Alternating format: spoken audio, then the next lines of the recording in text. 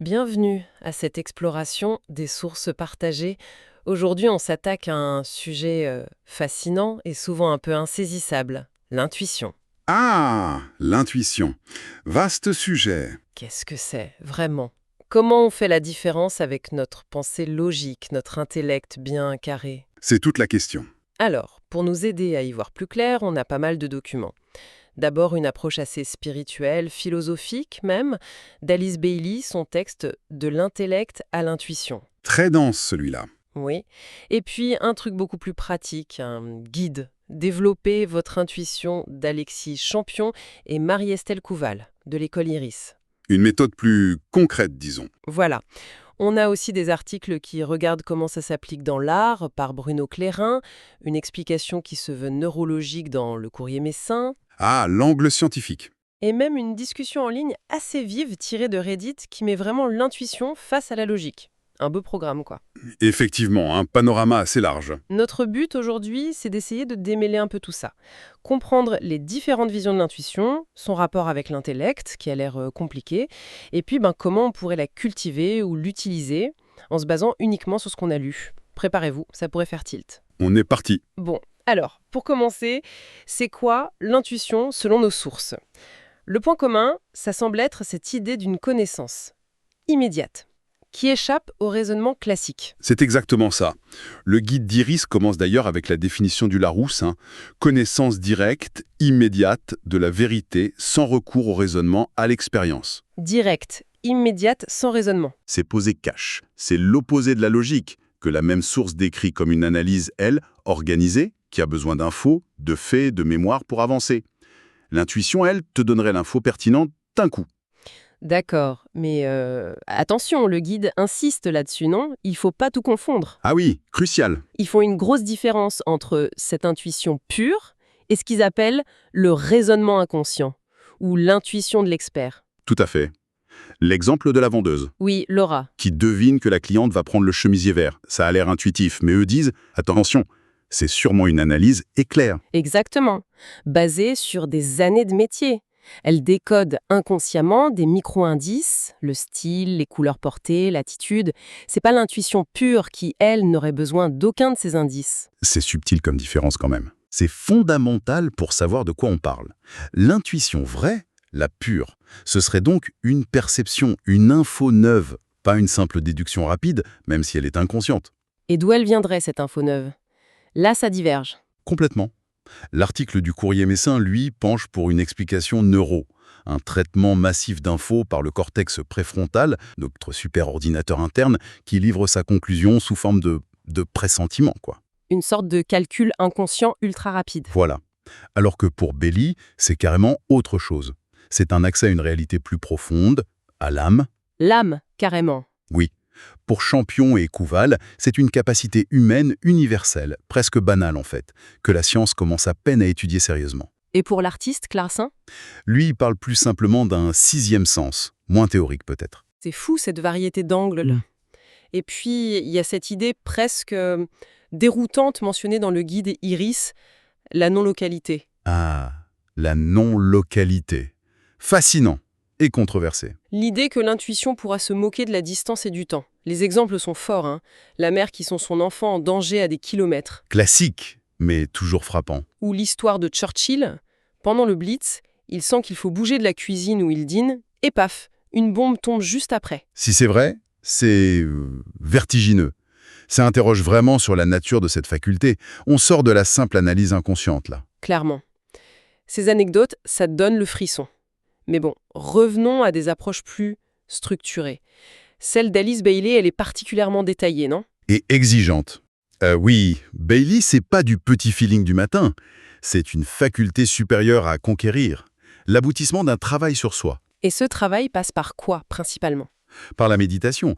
Mais attention, elle distingue bien la prière, qui vient du cœur, du désir, et la méditation qu'elle voit comme une véritable science de l'esprit. Une science de l'esprit. Oui, une méthode pour diriger l'intellect vers la connaissance du réel, pour prouver l'existence de l'âme. Elle pense même que ça pourrait transformer l'éducation. Rien que ça?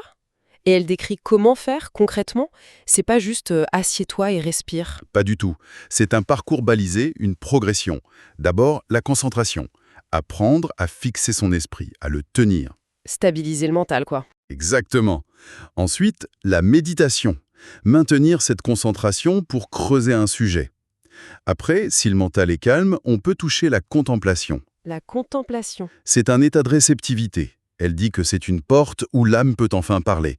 Et c'est là que peut surgir l'illumination. La fameuse illumination.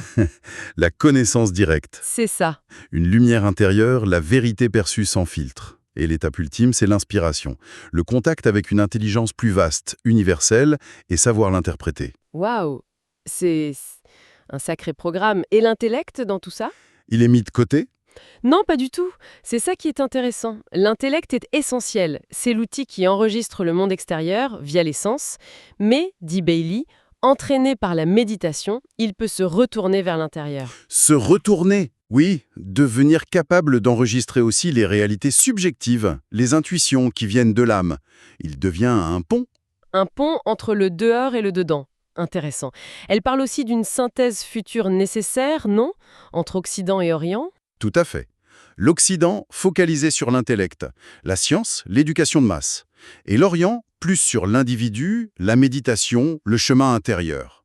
Pour elle, la fusion des deux créera une nouvelle humanité. Ambitieux. Très. Mais elle met aussi en garde. Attention, c'est pas sans risque. Ah bon? Quel risque?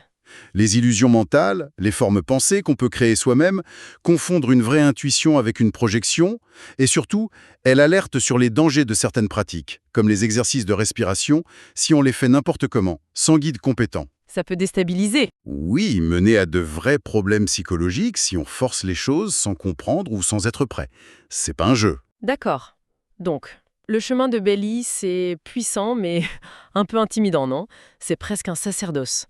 Est-ce que les autres sources proposent des trucs plus abordables pour le commun des mortels? Et c'est là que le contraste est saisissant.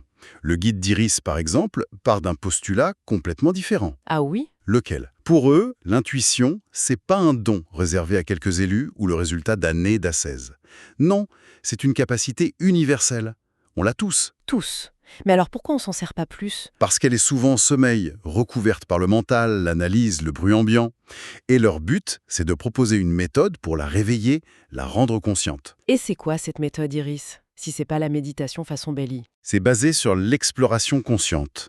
Il décompose le processus de perception qu'on fait tous naturellement, mais sans y penser. L'idée, c'est d'explorer un sujet, une question qu'on se pose, une décision à prendre, en passant volontairement par différentes portes perceptives. Des portes. C'est-à-dire, D'abord, le mouvement, le contact initial. Puis, les 5 sens. Qu'est-ce que je vois, j'entends, je touche. Ensuite, l'exploration spatiale. Forme, taille, distance. Puis, conceptuelle. Qualité, fonction. Temporelle, passé, présent, futur, lié au sujet. Et enfin, symbolique. Qu'est-ce que ça m'évoque? Des images, des chiffres, des lettres. c'est très systématique en fait. Oui, et la clé, c'est que pendant toute cette exploration, on essaye de mettre l'intellect analytique en pause. On barre la route au jugement, à la rationalisation. Le but, c'est de laisser monter l'info brute, les perceptions directes, sans les filtrer tout de suite. C'est marrant, c'est presque l'inverse de Bailey, où il faut d'abord maîtriser l'intellect. Là, on dirait qu'il faut le contourner. Le mettre de côté temporairement, oui, pour laisser de la place à autre chose. Et l'article pour les artistes, celui de Clairin, il propose quoi dans ce sens? Des choses similaires? Clérance, c'est plus des conseils pour créer un environnement propice. Il parle aussi de méditation, mais plus comme un nettoyage mental quotidien pour être plus réceptif. Calmer le brouhaha intérieur. Exactement. Il insiste aussi sur l'idée de tenir un journal, pour noter les idées fugaces, les ressentis, avant qu'ils s'envolent. Être attentif aux sensations corporelles aussi, les fameux gut feelings. Les signaux du corps. Oui.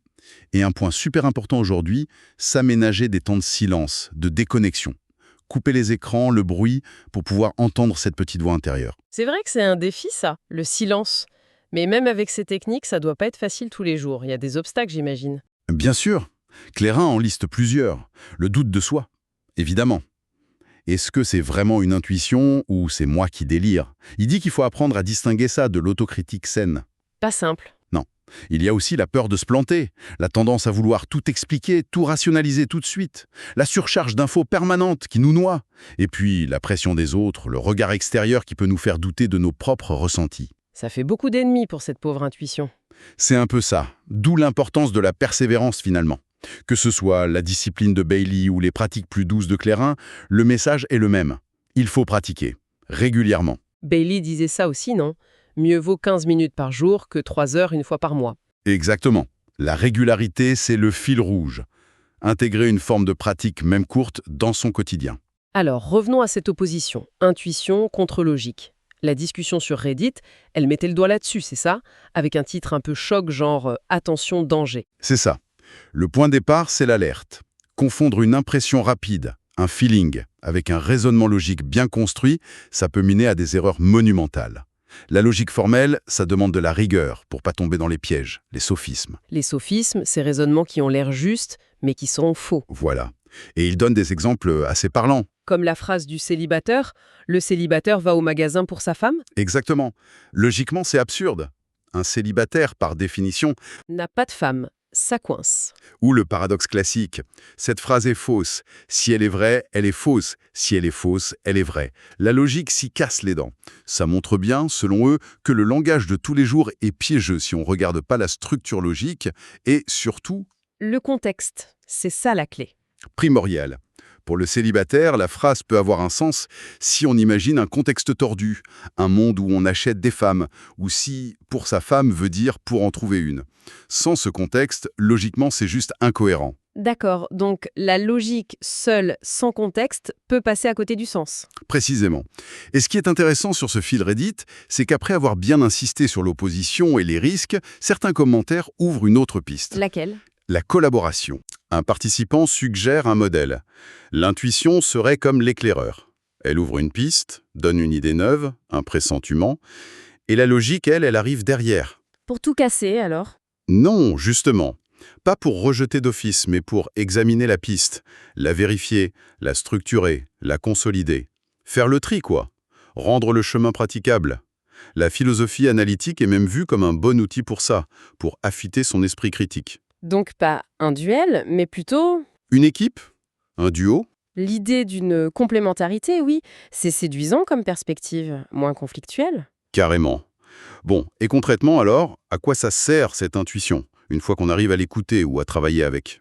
Les sources donnent des exemples d'applications? Ah oui, et c'est assez varié. Le guide Iris insiste beaucoup sur le monde de l'entreprise. Ah oui? Pourquoi faire? Aide à la décision stratégique, sentir les tendances, l'innovation. Il raconte l'histoire de Conrad Hilton, le mania des hôtels. Celui qui a gagné l'enchère. Exactement. Pour un gros hôtel, le Stevens Corporation, il aurait eu une intuition sur le montant à miser. 180 000 $, et il a gagné, de justesse, face à une offre à 179 800, le genre d'anecdote qui plaît dans le milieu des affaires. J'imagine. Et pour les artistes, Clairin disait quoi? Que c'est vital pour trouver son style, sa patte unique, pour oser des choix créatifs différents, pour savoir quand une œuvre est terminée aussi. Ce fameux moment où on sent que c'est bon. Le feeling de l'artiste. Oui, et il ajoute que ça aide même à gérer la critique. Sentir ce qui est une remarque juste, constructive, et ce qui est juste du bruit, une projection de l'autre, faire le tri, quoi. Une sorte de boussole interne pour naviguer dans la création et la réception. Pas mal. Et Alice Bailey, avec sa vision plus élevée. Elle y voyait des applications aussi. Sa vision est beaucoup plus vaste, presque sociétale. Elle parle de l'émergence future de mystiques pratiques. Des mystiques pratiques, c'est quoi ça? Des gens, hommes et femmes d'affaires, politiques, éducateurs, scientifiques, qui auraient réussi cette fameuse synthèse intellect-intuition. Pas des ermites, mais des gens actifs dans le monde. Et il ferait quoi? Agissant depuis ce centre, intuitif et éclairé, ils pourraient guider l'humanité vers de meilleures solutions, plus justes, plus durables, infuser de l'inspiration et de la sagesse dans tous les domaines. C'est très idéaliste, bien sûr. C'est une vision grandiose, c'est sûr. Mais l'idée d'agir depuis un endroit plus clair en soi, ça résonne. Et au niveau plus perso, l'intuition, ça sert aussi à mieux se connaître soi-même. Oui, c'est un thème fort qui revient partout. Que ce soit l'accès à l'âme chez Bailey ou la connexion à son essence chez Clairin, l'intuition est vue comme une voie royale vers soi, pour comprendre qui on est vraiment au-delà du mental et des conditionnements. Se reconnecter à soi, en somme. C'est l'idée. Le guide Iris fait même une allusion rapide à des recherches scientifiques, en physique quantique notamment, qui exploreraient ces phénomènes de perception un peu étranges, suggérant qu'il pourrait y avoir une base objective, même si c'est pas détaillé. Bon, eh bien, si on essaye de faire une petite synthèse de tout ça, Cette exploration nous montre une intuition complexe, c'est le moins qu'on puisse dire. Oui, clairement pas un concept simple. Elle est bien distincte de la raison analytique, ça c'est clair. Mais sa nature profonde, ça reste un peu un mystère, non? Est-ce que c'est notre cerveau qui fait des calculs de fou en tâche de fond, comme le suggère l'approche neurocossi? Ou est-ce que c'est une fenêtre sur autre chose? L'âme, une conscience universelle, une réalité non locale, comme le suggèrent d'autres approches. Les sources nous laissent avec ces différentes hypothèses. Ce qui est fort aussi, c'est l'idée qu'on peut la travailler, la cultiver, que c'est pas forcément un don inné et figé. Oui, ça c'est un message assez transversal, même si les méthodes proposées sont hyper différentes. D'un côté, la discipline quasi-monastique de Bémolet, très structurée, avec ses étapes. Concentration, méditation, contemplation. Voilà.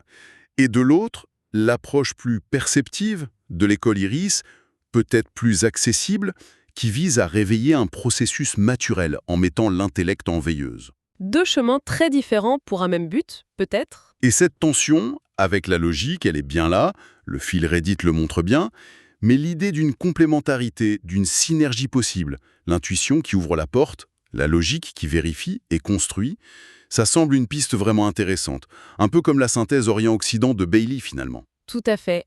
Au final, ces textes nous poussent peut-être à regarder l'intuition autrement. Pas juste comme un outil pratique pour une bonne idée business ou une fulgurance artistique. Ou pour éviter une bombe. Oui, ou pour éviter une bombe, ok, mais comme une potentialité plus fondamentale en nous.